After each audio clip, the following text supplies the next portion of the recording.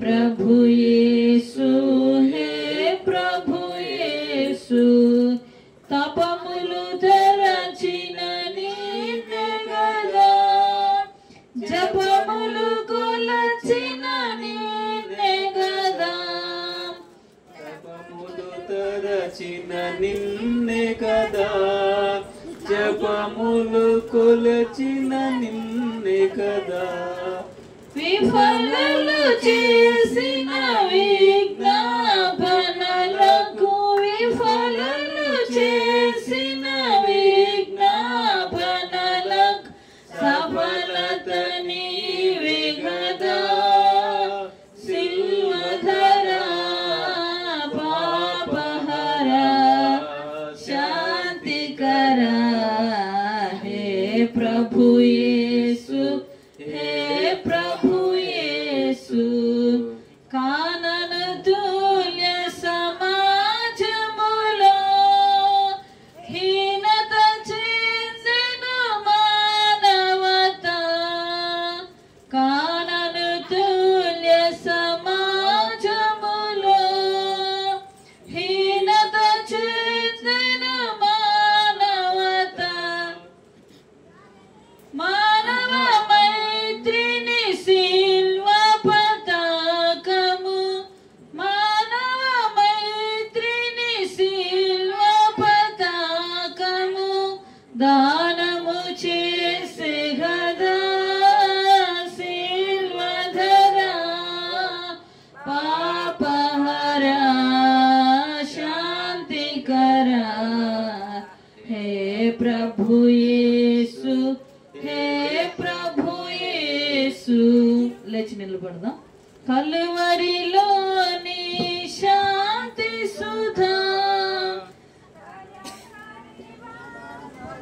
కురిసె గదా కలువరిలోని శాంతి సుధా సెలయేరుగా ప్రవహించే గదా కలుషయడారిలో కలువలు పోయుట కలుషయడారిలో కలువలు పోయుట సిలువ విజయము గదా సిల్వధరా పాపహరా శాంతికరా హే ప్రభు యేసు हे प्रभु येसु हे प्रभु देवसुता सिल्वधरा पापहरा शांतिकरा हे प्रभु येसु हे प्रभु येसु తండ్రి యొక్కయు కుమారుని యొక్కయు పరిశుద్ధాత్మ యొక్కయు నామమున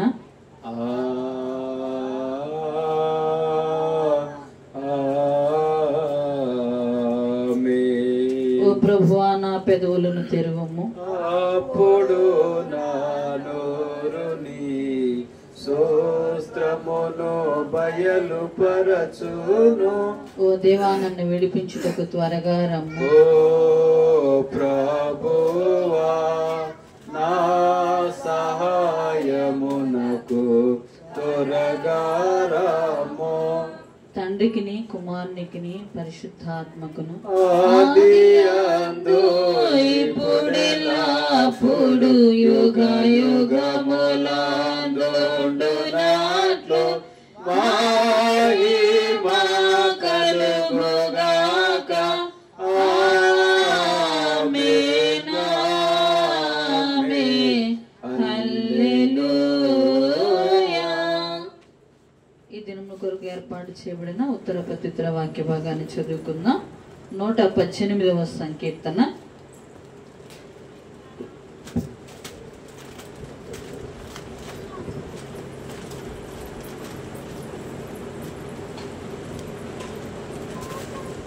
నూట 18వ సంకీర్తన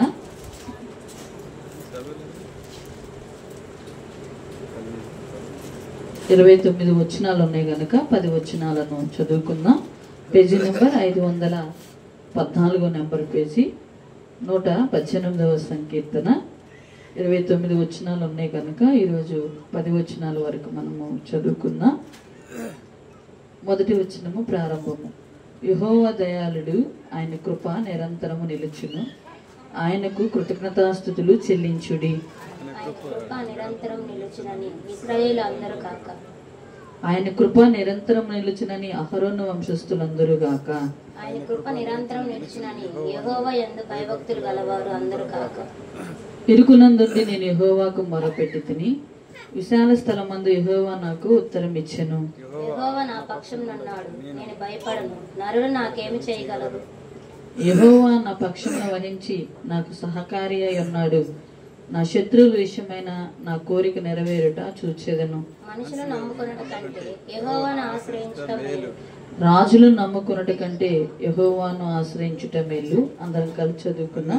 అన్ని జనులందరూ నన్ను చుట్టుకుని ఉన్నారు. యెహోవా నామమును బట్టి నేను వారిని నిర్మూలము చేసేదను. తండ్రికి కుమారునికి పరిశుద్ధాత్మకును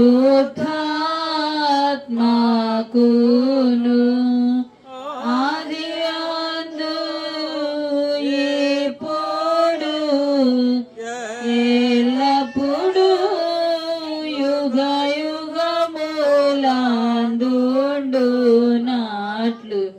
మహిమా కలుగును గాక. ఆమేన్.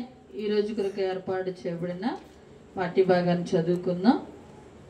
మత్తయి సువార్త 19వ అధ్యాయము 16వ వచనం నుండి 20వ వచనం వరకు ఇలా వ్రాయబడి ఉన్నది కనుక ఒకరు చదివి వినిపించవలసిందిగా ప్రభు నామంలో ప్రేమతో మీకు మనం చేస్తూ ఉన్నాం. ఇదిగో ఒకడు ఆయన యొద్దకు వచ్చి, బోధకుడా, నిత్య జీవం పొందుటకు నేనే మంచి కార్యము చేయవలనని ఆయనను అడిగాను. అందుకాయన, మంచి కార్యమును గూర్చి నన్నెందుకు అడుగుచున్నావు? మంచివాడొక్కడే, నీవు జీవములలో ప్రవేశింపగోరిన ఎడల ఆజ్ఞలను గైకొనమని చెప్పెను. అతడు ఏ ఆజ్ఞలని ఆయనను అడగగా, యేసు, నరహత్య చేయవద్దు, వ్యభిచరించవద్దు, దొంగిలవద్దు, అబద్ధ సాక్ష్యం పలకవద్దు, తల్లిదండ్రులను సన్మానింపుము, నిన్ను వలె నీ పొరుగు వానిని ప్రేమింపవలను అనునవియే అని చెప్పెను. అందుకు ఆ యవ్వనుడు, ఇవన్నీ నేను అనుసరించుచున్నానను, ఇంకను నాకేమి కొదవని ఆయనను అడిగెను. ఓ ప్రభువా, మమ్మను కనికరించు. దేవునికి స్తోత్రము కలుగుగాక. మోకరించుదాం, ప్రార్థన చేద్దాం.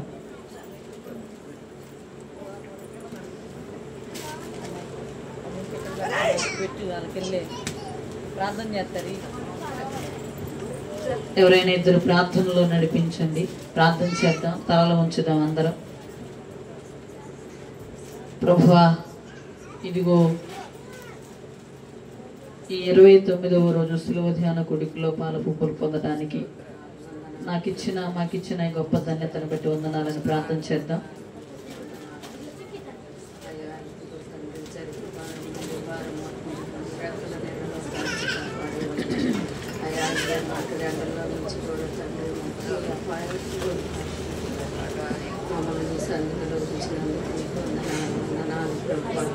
అయా ఇదిగో తండ్రి, తండ్రి ఈ దినం కొరకు వాటిని సిద్ధపరిచున్నాము, సిద్ధపడుతున్నాము ప్రభా. నీ వాక్యం మా హృదయంలో కొరకు భద్రపరుచుకుంటూ సహాయం చేయాలి. వందనాలు ప్రభా. ఆత్మదేవాన్ని వందనాలు, పరిశుద్ధుడు మా తండ్రి వందనాలు. నీ పరిశుద్ధమైన నామంలో తండ్రి నిన్ను ఆరాధించుకుని నిన్ను కనపరుచుకుంటాం. ఆయన మాకు గొప్ప సమయం ఇచ్చినందుకు వందనాలు ప్రభా.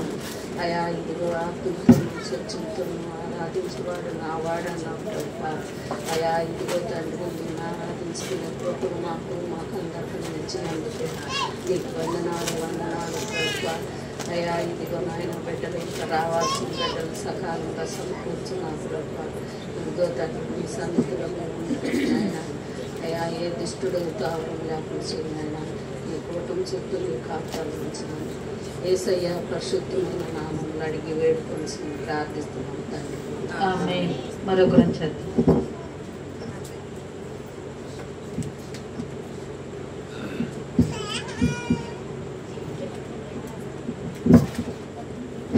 స్తోత్రం నాయన, పరిశుద్ధాలు స్తోత్రం నాయన. అయ్యా ఇంతవరకు నాయన నీ అపారమైన ప్రేమలో నుండి మమ్మల్ని భద్రపరిచినందుకు స్తోత్రం నాయన. అయ్యా మేము ఏ పాటి వారు ఉన్నారు నాయన, స్తోత్రం నాయన. అయ్యా ఈ ట్రీట్గా నీ సన్నిధిలో నిలబెట్టి నీ ప్రార్థన చేసే భాగ్యం దయచేసినందుకు నీ బంగారు పాదాలు పొందిన స్తోత్రం నాయన. అయ్యా మా బతికిలు ఎలా ఉండి మా జీవితాలు ఎలా ఉండి నీ తెలిసినంత స్తోత్రం నాయన. అయ్యా అయ్యా నీకు వందనాస్తులు స్తోత్రం నాయన. అయ్యా నాయన అయ్యా ఈ శ్రమల దినాలు 29వ రోజున తండ్రి నాయన. అయ్యా నీ బిడ్డలందరూ నీ సన్నిధికి వచ్చి నేను స్థుతించే భాగ్యం దయచేయమని అడుగుతున్న స్తోత్రం నాయన. అయ్యా ఇంకెంతమంది బిడ్డలు అయితే వెనకబడిపోతున్నారు తండ్రి నాయన, వారందరిని కూడా ప్రేరేపించిన తండ్రి నాయన. ఈ 10 రోజులైనా తండ్రి నీ సన్నిధికి వచ్చే భాగ్యం దయచేయమని అడుగుతున్న స్తోత్రం నాయన. అయ్యా ప్రతి ఒక్క బిడ్డకు ప్రేరేపణ కలిగించిన తండ్రి స్తోత్రం నాయన. అయ్యా యేసయ్యా నీకు వందనాలు స్తోత్రం నాయన. మా క్రియలు నడకలు పాడకలు ఎలా ఉండి నీకు తెలిసిన తండ్రి నాయన, స్తోత్రం నాయన. అయ్యా నీకు లోబడి జీవించే భాగ్యం దయచేయమని అడుగుతున్న స్తోత్రం నాయన. అయ్యా అయ్యా ఏముంది నా తండ్రి నా మా బతుకులు నా తండ్రి నాయన, స్తోత్రం నాయన. అయ్యా ఇంతలో కనపడి అంతలో మాయమైపోయి నీకు బుడగ లాంటి వాడు నా తండ్రి, నా ఆవురు లాంటి వాడు నా తండ్రి నాయన, స్తోత్రం నాయన. అయ్యా అయ్యా నాయన ఈ భూమి మీద ఉన్నంత వాటికే నా తండ్రి అది నాది ఇది నాది అనుకుంటాం నా తండ్రి నాయన. అయ్యా ఏమి లేదు నా తండ్రి నాయన, ఏమి లేదు నా తండ్రి నాయన. అయ్యా నీకు వందనాస్తులు స్తోత్రం నాయన. అయ్యా నిన్ను గుర్తెరగకుండా నాయన నశించిపోతే నాయన ఏమీ ఉండదు నా తండ్రి నాయన. అయ్యా మా కళ్ళు లోయ కాకులు పీక్కుతుంటే నా తండ్రి నాయన, ఆ పాపతో అతిక్రమాలన్నీ కూడా క్షమించిన తండ్రి నాయన, స్తోత్రం నాయన. అయ్యా అయ్యా నీకు వందనాస్తులు స్తోత్రం నాయన. అయ్యా నీ సన్నిధికి గుర్తెరిగే పెట్టులుగా ఉండే భాగ్యం దయచేయన తండ్రి నాయన, స్తోత్రం నాయన. అయ్యా నీకు వందనాస్తులు స్తోత్రం నాయన. అయ్యా మా కొడుకు సేవకులు ఎంతోగానో ప్రయాసపడుతున్నారు తండ్రి నాయన. అయ్యా ఆ సేవకులను నాయన గుర్తు చేసుకున్న తండ్రి నాయన. అయ్యా నీకు వందనాస్తులు స్తోత్రం నాయన. అయ్యా నీకు వందనాలు నాయన. ఆ సన్నిధులు లేకుండా చేయాలని చూస్తున్నాను తండ్రి నాయన. అపవాదిని బంధించిన తండ్రి నాయన, స్తోత్రం నాయన. నీకు వందనాస్తులు స్తోత్రం నాయన. యేసయ్యా నీకు వందనాలు. మేమైతే ఏమి చేయలేము నా తండ్రి, నిన్ను అడుగుతున్నాం అంతే నా తండ్రి నాయన. మా చేతుల్లో అయితే ఏమీ లేదు నా తండ్రి నాయన, స్తోత్రం నాయన. అయ్యా నువ్వే నా తండ్రి మా మొరాలకించిన తండ్రి నాయన, స్తోత్రం నాయన. అయ్యా ఎంతమంది బిడ్డలు అయితే అల్లాడుతున్నారు నా తండ్రి నాయన, వారందరిని ఒక్కసారి జ్ఞాపకం చేసుకున్న తండ్రి నాయన, స్తోత్రం నాయన. యేసయ్యా నీకు వందనాస్తులు స్తోత్రం నాయన. మా గ్రామంలో నా తండ్రి ఎంతమంది బలహీనలు ఉన్నారు నా తండ్రి నాయన, వారందరిని ఒక్కసారి ముట్టి తాకి స్వస్థపరచమని అడుగుతున్న స్తోత్రం నాయన. యేసయ్యా నీకు వందనాలు స్తోత్రం నాయన.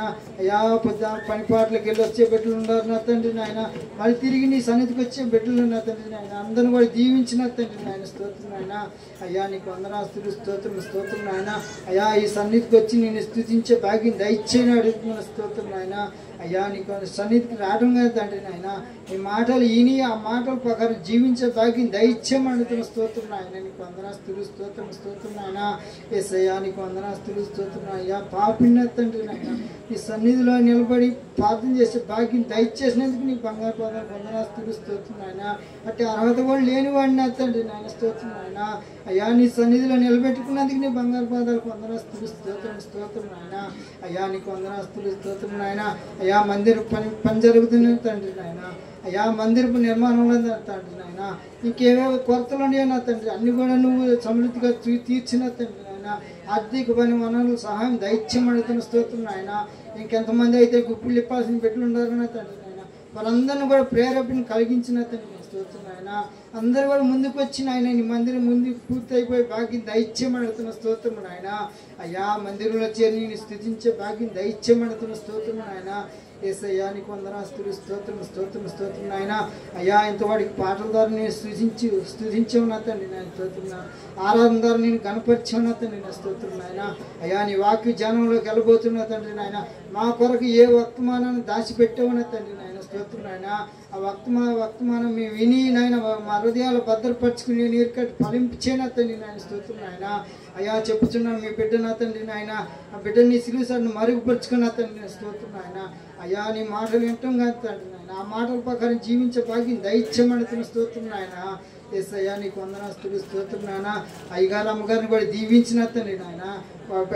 వాళ్ళకి ఇచ్చిన ఇద్దరు బిడ్డలను కూడా దీవించిన తండ్రి నాయన.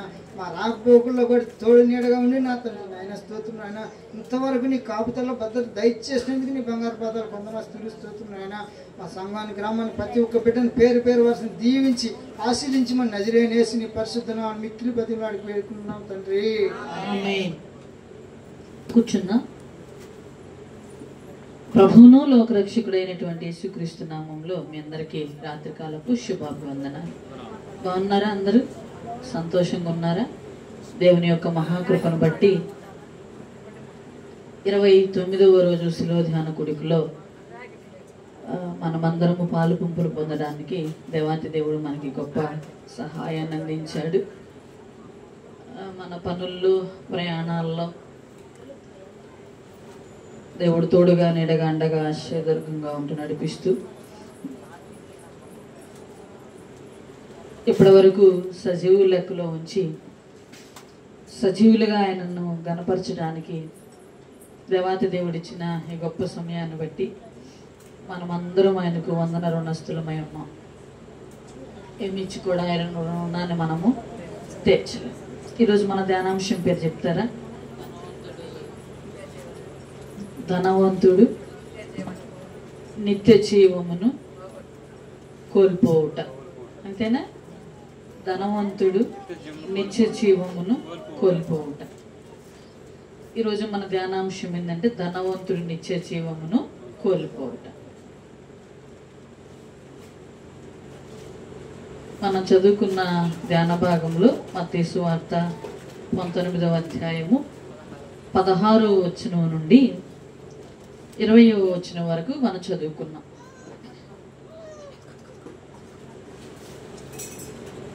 అతడేమో ధనము కలిగి నిత్య జీవాన్ని పోగొట్టుకున్నాడు. మనం కూడా ఎలా ఉన్నామంటే ఏమీ లేకపోయినా అన్నీ ఉన్నాయనే భ్రమలో ఉంటూ నిత్య జీవాన్ని మనం ఏమవుతున్నామంటే కోల్పోతా ఉన్నాం.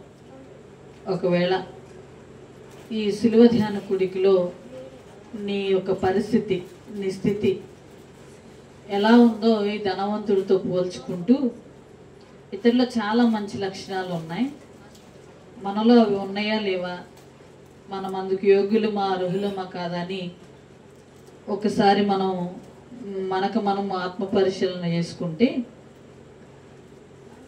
మత్తయి గారు రాస్తూ ధనవంతుడు అని రాశాడు, మార్కు గారు రాస్తూ ఒక యవనస్తుడు అని రాశాడు. 10వ అధ్యాయం 17వ వచనంలో ఒక యవనస్తుడు అన్నాడు. అంటే ఈ ధనవంతుడు ఎవరు? ఈ ధనవంతుడు ఎవరు చెప్పండి? యవనస్తుడు. ఈ యవనస్తుడు 16వ వచనంలో ఈరోజు మన ధ్యాన భాగంలో ఇదిగో ఒకడు ఆయన యొద్దకు వచ్చి బోధకుడా అన్నాడు. ఒక నిమిషం ఆగండి. మార్కు సువార్త 10వ అధ్యాయము 17వ వచనంలోనేమో ఇదే యవనస్తుడు యేసయ్య యొద్దకు వచ్చి సద్బోధకుడా అనే మాటను మనం చూస్తాం. ఇక్కడేమో బోధకుడా అన్నాడు. మార్కు సువార్త 10వ అధ్యాయము 17వ వచనంలోకి వచ్చేటప్పటికి సద్బోధకుడా అన్నాడు. అంటే ఈ యవనస్తుడికి దేవుడు సత్యవంతుడని, సత్యమును గురించి బోధించే బోధకుడని యవనస్తుడికి తెలుసు.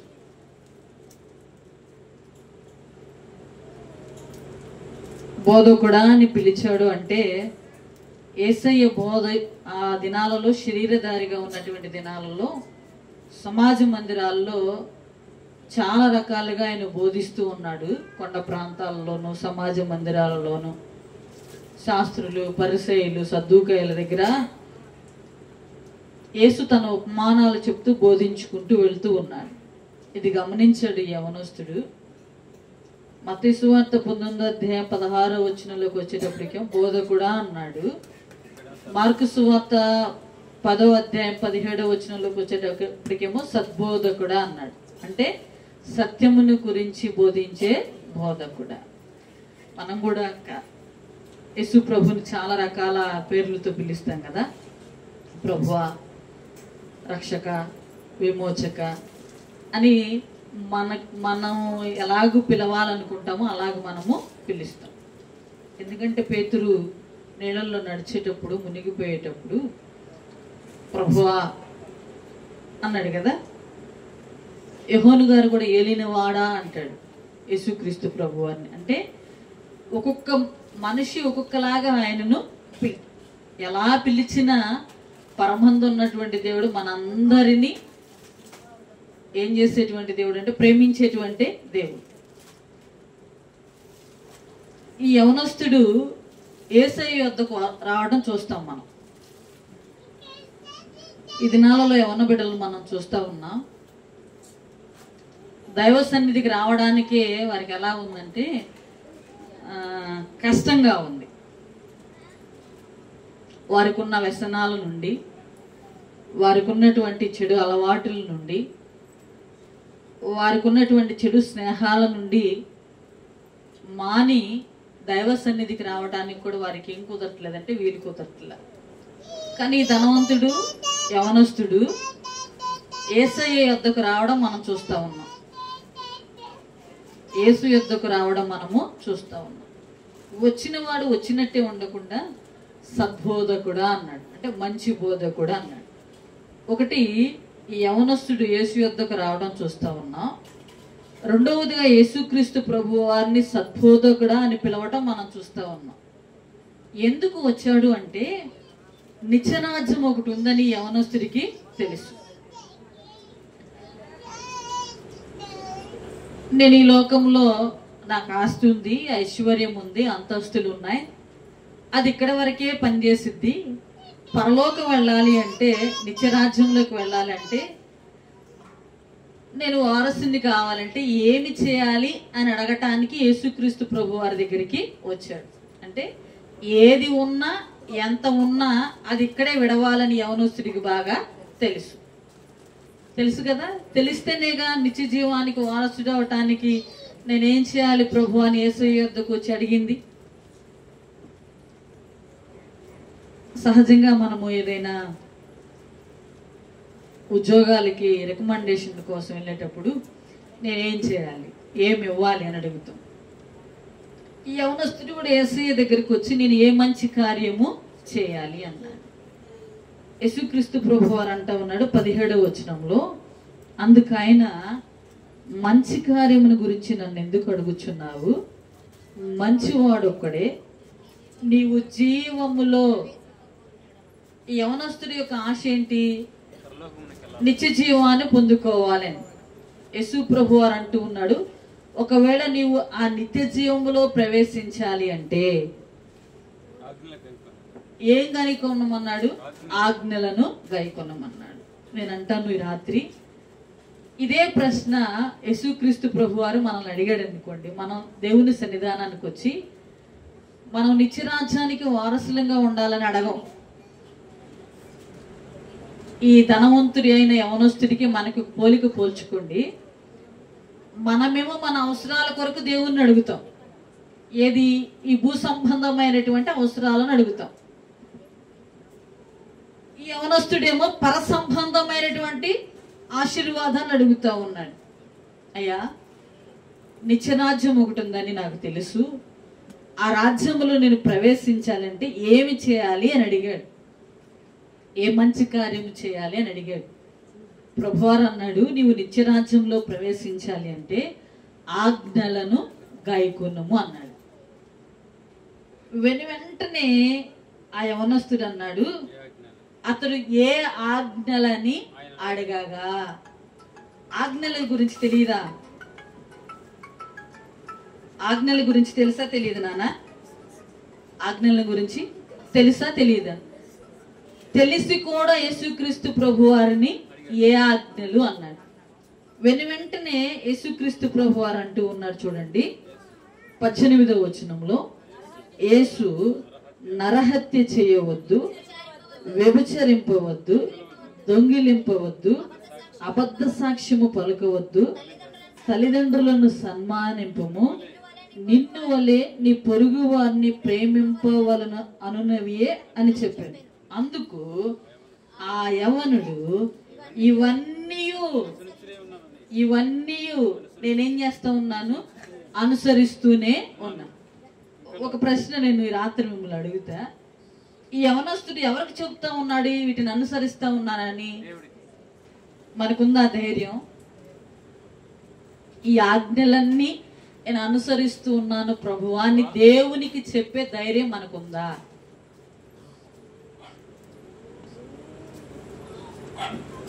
కొన్ని ఆజ్ఞలు ఉన్నాయి కదా అక్కడ. నిన్ను వలె నీ పొరుగు వారిని ప్రేమించు అన్నాడు, అబద్ధ సాక్ష్యాలు పలకవద్దన్నాడు, నరహత్య చేయవద్దన్నాడు, వ్యభిచరించవద్దన్నాడు. ఇవన్నీ నేను చేస్తూనే ఉన్నాను ప్రభువా అన్నాడు. ఇప్పుడు నేను అంటాను, మనము ఈ ఆజ్ఞలను పాటించే క్రమము మనలో ఉందా? యవనస్తుడైనప్పటికీ ధనవంతుడైనప్పటికీ ఇతనికి దేని మీద ఆశ వచ్చిందంటే నిత్య జీవం మీద ఆశ ఉంది. ఆశతో యేసు యొద్దకు వచ్చాడు. వచ్చిన వాడు యేసయ్యను అడుగుతూ ఉన్నాడు. అడిగిన తర్వాత యేసుక్రీస్తు ప్రభువారు అతనికి ఇచ్చుచున్న సమాధానం ఏంటంటే ఆజ్ఞలను అనుసరించు అన్నాడు. ఇప్పుడు ఆజ్ఞలన్నీ నేను అనుసరించాను ప్రభు అని 19వ వచనంలో అన్నాడు. అందుకు ఆ యవనుడు ఇవన్నీ అనుసరించుతూనే ఉన్నాను అన్నాడు. ఇకను నాకు కొదువ ఏమి అని అడిగాను. అయ్యా, నువ్వు చెప్పేవే ఆజ్ఞలన్నీ నేను అనుసరిస్తా ఉన్నా, ఇక నా జీవితానికి కొదువేంది అన్నాడు. ఇప్పుడు మనం అనుకుంటాం కదా, అన్నీ ఉన్నప్పుడు యేసుక్రీస్తు ప్రభువారు మనకి గుర్తురాడు. ప్రకటన గ్రంథంలో 7 సంఘాలు ఉంటే 7 సంఘాలకి 7 కొదువులు పెట్టాడు, 7 కొరతలు చూపించాడు. నీకు ఇది కొదువుగా ఉంది, నీకు ఇది కొదువుగా ఉంది, నీకు ఇది కొదువుగా ఉంది అంటే సంఘాలలోనే కొదువును చూపించాడు. అంటే మనలో కూడా ఏదో ఒక కొరత, ఏదో ఒక లేమి, ఏదో ఒక ఏమంటానంటే దేవునికి అయిష్టమైన కార్యాలేయో ఉండే ఉంటాయి. నాకు ఇంకా ఏమి కొదువయ్యా అంటే, ఇప్పుడు ఆ కొదువు ఆయనకి తెలియదా? ఆ కొదువు ఏంటో, ఆ కొరత ఏంటో 21వ వచనంలో యేసుక్రీస్తు ప్రభువారు అన్నాడు. అందుకు యేసు, నీవు పరిపూర్ణుడవగుటకు కోరిన ఎడల పోయి ఆస్తిని అమ్మి పేదలకిమ్ము, అప్పుడు పరలోకమందు నీకు ధనము కలుగును, నీవు వచ్చి నన్ను వెంబడించమని అతనితో చెప్పాను. 22వ వచనం. అయితే ఆ యవ్వనుడు మిగుల ఆస్తి గలవాడు కనుక ఆ మాట విని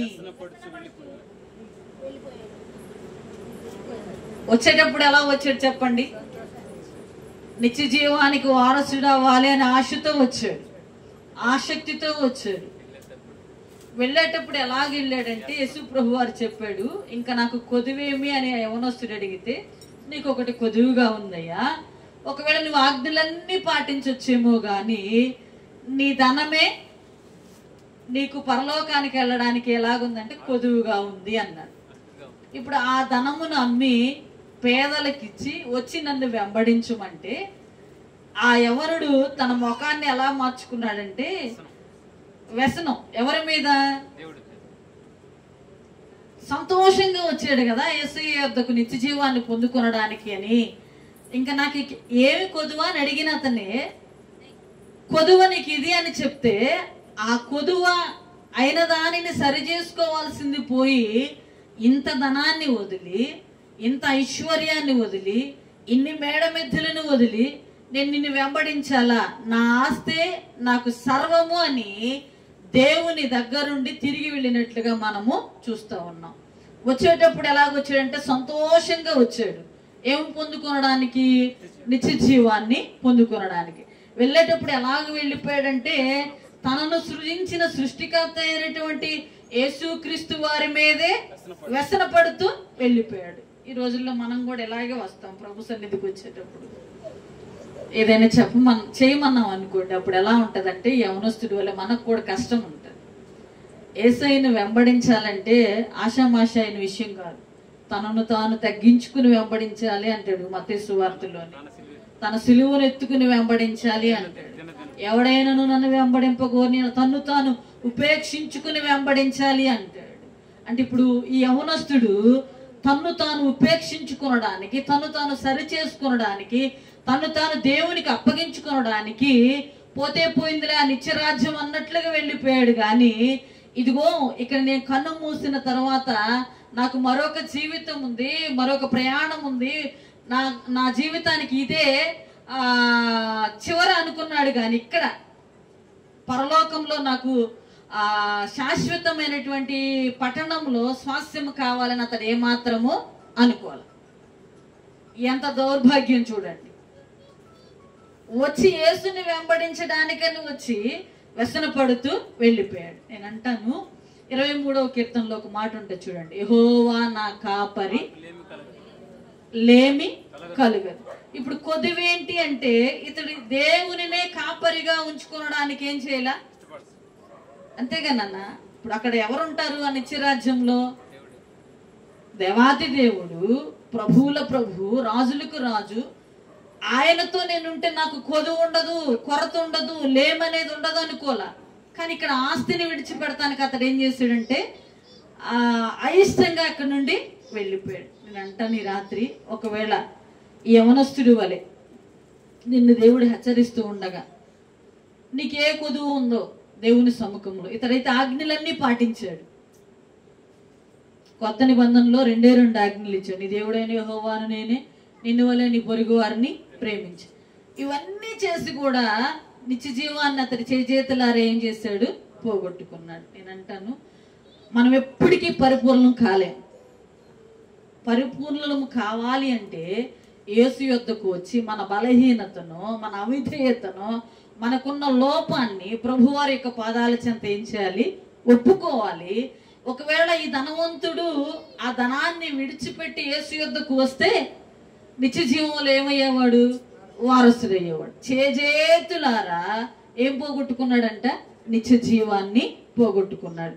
నేను అంటాను ఇన్ని రోజులు మన విశ్వాస యాత్రలో కొనసాగుతూ, ప్రతిరోజు ప్రార్థనకు వస్తూ, ప్రతిరోజు దేవుని సముఖంలో గంటల కొద్దీ ప్రార్థిస్తూ, దేవుని వాక్యాలు వింటూ, దేవునికి కానుకలు అర్పిస్తూ కూడా మనలో ఉన్నటువంటి కొదువలను, కొరతలను సరి చేసుకోకపో యేసు ప్రభువారు చెప్పినప్పటికీ ఇతడు ఏం చేయలేకపోయాడంట, సరి చేసుకోలేకపోయాడు. ఒకవేళ అలాంటి అనుభవాలు ఏమైనా ఉంటే ఈ రాత్రి నీవు నేనేం చేసుకోవాలంటే సరి చేసుకోవాలి. చేతులారా నిత్య జీవాన్ని పోగొట్టుకున్నటువంటి ధనవంతుడిగా ఈ ధనవంతుడిని మనము చూస్తా ఉన్నాం. మీరు గమనించండి, అదే 19వ అధ్యాయంలో ఒక అద్భుతమైనటువంటి మాట యేసుక్రీస్తు ప్రభువారు అంటాడు. 23వ వచనంలో యేసు తన శిష్యులను చూచి, ధనవంతుడు పరలోక రాజ్యంలో ప్రవేశించుట దుర్లభమని మీతో నిశ్చయముగా, అంటే ధనము కలిగినటువంటి వాడు పరలోకంలో ప్రవేశించాడు. ఇప్పుడు మనం అనుకోవచ్చు, అమ్మగారు మాకున్న ఆస్తిపాస్తులు మేము వదిలిపెట్టి యేసుని వెంబడించాలంటే వెంబడించాలి అంతే. శిష్యులు వెంబడించలేదా? వాళ్ళకి ఎన్ని ఉన్నాయి?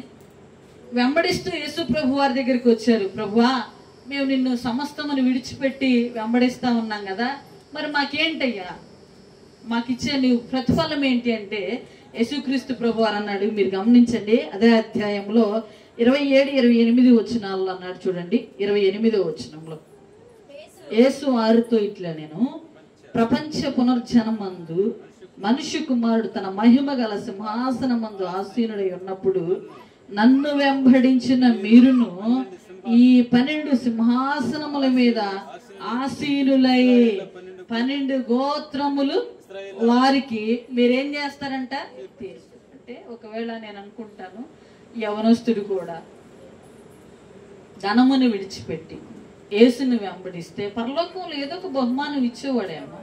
ఒక్కొక్కరికి ఒక్కొక్క బహుమానం ఇస్తా వచ్చాడు కదా. ఈ 12 మందికి ఏ ఆధిక్యత ఇచ్చాడు దేవుడు? 12 గోత్రములు వారికి తీర్పు తీర్చేటువంటి అవకాశం. పరలోకంలో నిత్యరాజ్యంలో ఏ చిన్న బహుమతి వచ్చినా, ఏ కిరీటం వచ్చినా అంతకుమించి ఆనందం ఏది లేదు.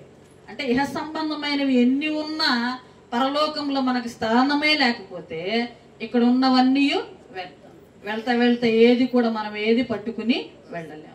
మన జీవిత గమ్యం ఏంటంటే పరలోకంలో నిత్యరాజ్యంలో ఏం పొందుకోవాలి? వారసత్వం. లేకపోతే నిత్యరాజ్యంలో వారసత్వాన్ని పొందుకోవాలంటే ఇక్కడ కొదువై ఉన్నవి, కొరతగా ఉన్నవి దేవుని సముఖములు విడిచిపెట్టి దేవుణ్ణి వెంబడిస్తే దేవుడు ఆ నిత్యరాజ్యానికి నిన్ను నన్ను ఎలాగ చేస్తాడు? వారసుడిగా చేస్తాడు. కాబట్టి నేను అంటాను, ఈ ధనవంతుడు చేజేతులారా ఏం కోల్పోయాడంట? నిత్య జీవాన్ని కోల్పోయాడు. ఒకవేళ నీ మాట వలన, నీ చూపు వలన, నీ ఆలోచన వలన, నీ క్రియల వలన ఇదిగో దేవునికి అయిష్టమైన కార్యాలు చేస్తూ ఈ యవనస్తుడి వలె నిత్య జీవాన్ని కోల్పోయేటువంటి అనుభవంలో నీవు ఉంటే ఇకనైనా ఈ రాత్రి అయినా సరే, ప్రభువా ఇదిగో నీ పాదాల చేత నాకున్న సమస్తాన్ని విడిచిపెడతా ఉన్నానయ్యా అని దేవుని సముఖంలో మనల్ని మనము తగ్గించుకుని దేవుని యొక్క పాదాల చెంత ఆ కొదువలు, కొరతలు తీర్చమని అడిగితే దేవాతి దేవుడు నిన్ను నన్ను దీవించడానికి, ఆశీర్వదించడానికి, పరలోక పట్టణంలో వారసత్వాన్ని ఇవ్వటానికి ఆయన ఎలాగున్నాడు? సంసిద్ధంగా ఉన్నాడు. కనుక ఈ ధనవంతుడి వలె వ్యసన పడే వారంగా ఉండకుండా దేవుని యొద్దకు వచ్చినప్పుడు సంతోషంగా వచ్చి ఆ నిత్యరాజ్యాన్ని పొందుకొనడానికి సంతోషంగా ఉండి ఆ నిత్యరాజ్యంలో ఉండాలి అంటే ఇక్కడ ఏమనుభవించాలి? మనము సంతోషంగానే వచ్చేటప్పుడు సంతోషంగా వచ్చాడు కదా, వెళ్ళేటప్పుడు ఎలాగే వెళ్ళిపోయాడు? ఇప్పుడు మనం స్టార్టింగ్ ఎలాగొచ్చామో వెళ్ళేటప్పుడు కూడా అలాగే వెళ్ళాలి. ఒకవేళ దేవుని వాక్యం హెచ్చరించేటప్పుడు కొన్నిసార్లు కఠినమైన మాటలు వస్తే ఆ మాటలు మనం ఏం చేయలేము? స్వీకరించలేము. ఒకవేళ స్వీకరించలేని పరిస్థితి ఉంటే నిత్యరాజ్యాన్ని మనం చేజేతులారా కోల్పోతాం. ఒకవేళ ఈ ధనవంతుడి వలె వ్యసనపడే అనుభవంలో ఉంటే మనల్ని మనం సరి చేసుకుందాం, నిత్యరాజ్యానికి వారసులం అవుదాం. అట్టి కృప పరిశుద్ధాత్మ దేవుడు మనందరికీ దయచేయును గాక. ఆమె లేచి నిలబడదాం.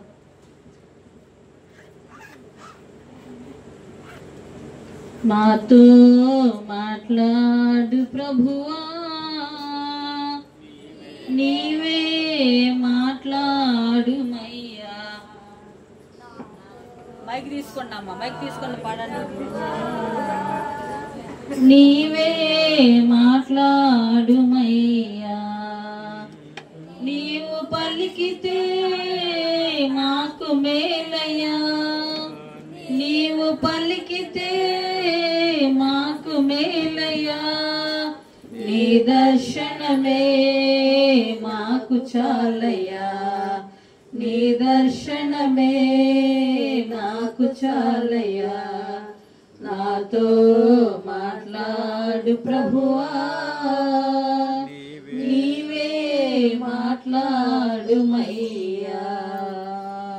నాతో మాట్లాడు ప్రభువా, నీవే మాట్లాడుమయ్యా. రెండు చేతుల ఆకాశం ముందున్నటువంటి దేవుని తట్టుకెత్తుదాం, ప్రార్థన చేసుకుందాం. ప్రభువా ఇదిగో యవనస్తుడి వల్లే మేము కూడా సంతోషంగానే దగ్గరికి వస్తూ తిరిగి వెళ్ళేటప్పుడు ఇలాంటి వ్యసనకరమైనటువంటి జీవితం మాలో ఉందేమో దానితో క్షమించండి, మన్నించండి.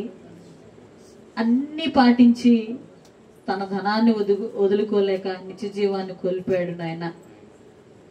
మేము ఆజ్ఞలను పాటించే వారముగా మమ్మల్ని అందరినీ మీరు సిద్ధపరచండి. ఈ ఆత్మీయ యాత్రలో ముందుకు కొనసాగే వారముగా మమ్మల్ని సిద్ధపరచండి. రెండు చేతులు ఎత్తుదాం, ఆకాశం అందునటువంటి దేవుని తట్టిగా చిన్న ప్రార్థన చేసుకుందాం.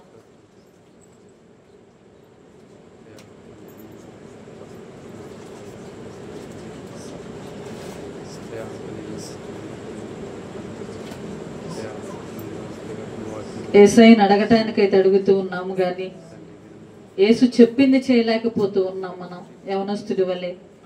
ప్రభువా మీరు చెప్పింది చెప్పినట్లు చేయడానికి మాకు నీ కృప సహాయం దయచేయండి. జక్కయ్య వల్లే సంతోషంగా మిమ్మల్ని సేవించే వారంగా, ఆహ్వానించే వారంగా నీ కృప సహాయం దయచేయండి అని అడుగుదాం. నోరు తెరుద్దాం.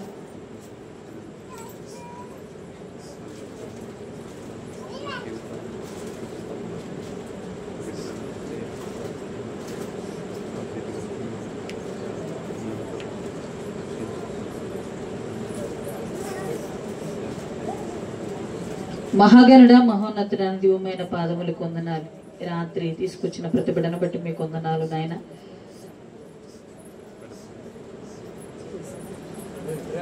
వచ్చిన ప్రతి బిడ్డను మీరు దీవించండి, ఆశీర్వదించండి. పగట ఎండాకాల సమయం అంతయు బిడ్డలు మీ సంరక్షణ వలయము చేత భద్రపరచని గొప్ప ప్రేమ కొరకే వందనాలు. ఇదిగో మేము యవనస్తుడి వలె వస్తూ ఉన్నాం, నీ మాటలు వింటూ ఉన్నాము, కానీ మీరు చెప్పింది చేయలేకపోతూ ఉన్నాం. చెప్పింది చేయలేక ధనవంతుడు నిత్యరాజ్యాన్ని కోల్పోయాడు నాయన. మీరు చెప్పింది చేసేవారంగా, అలాగే మిమ్మల్ని వెంబడించే వారంగా మమ్మల్ని అందరినీ మీరు సిద్ధపరచమని ప్రార్థన చేస్తున్నారు. రేపటి ఆరాధన కొరకు మీరు మమ్మల్ని సిద్ధపరచండి. ఇవి కొడుకు ముగించుకుని వారి వారి గృహాలకు వెళ్ళబోచుండే, కానీ దీవెనని ఆశీర్వాదాలతో ప్రతి కుటుంబాన్ని మీరు దీవించి ఆశీర్వదించమని ప్రార్థన చేస్తూ ఉన్నా. బలహీనలు మీరు ముట్టండి, తాకండి, స్వస్థపరచండి. ప్రతి కుటుంబాన్ని ఫలభరితమైన దీవెనికరమైన ఆశీర్వాదకరమైన వర్ధిల్లే కుటుంబాలుగా ఈ కుటుంబాలు మీరు ఆశీర్వదించి మహిమ మీరు పొందుకోమని, కృపలో వర్ధిల్లింప చేయమని యేసు నామములో అడిగి ప్రార్థిస్తూ ఉన్నాం పరమ తండ్రి, ఆమేన్. పరలోకమందున్న మా తండ్రి, నీ నామం పరిశుద్ధపరచబడునుగాక, నీ రాజ్యం వచ్చునుగాక, నీ చిత్తం పరలోకమందు నెరవేర్చినట్లు భూమి మీద నెరవేరునుగాక. మనది ఆహారం నేడు మాకు దయచేయము, మనల అపరాధములు చేసిన వారిని క్షమించిన ప్రకారం మా అపరాధం క్షమించండి. మమ్మల్ని శోధనలో నుండి ఆదర్శం తప్పించము.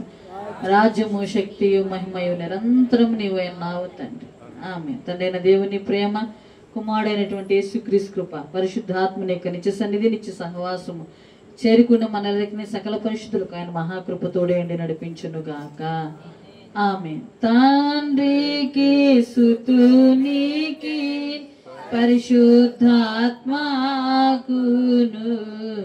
కలుగుగాక మహిమా తరగాక సదాకాలం యుగాయుగములకును కలుగునామే. మీ అందరికీ వందనాలు. దేవుడు మమ్మల్ని దీవించునుగాక. సెలవు.